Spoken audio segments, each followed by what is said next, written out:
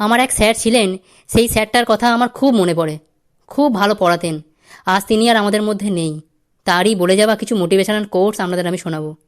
তিনি বলতেন, সফল করলে তুমি পরিশ্রম হবেই। নেশা করো সিগারেট বিড়ির, সফল হওয়ার নেশা তো যে কেউ করতে পারে।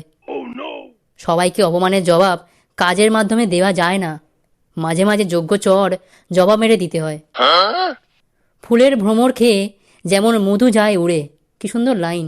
ফুলের ভ্রমর খেয়ে যেমন মধু যায় উড়ে, তেমনি মানুষ কেটে গেলে মুগ্ধতাও যায় সরে।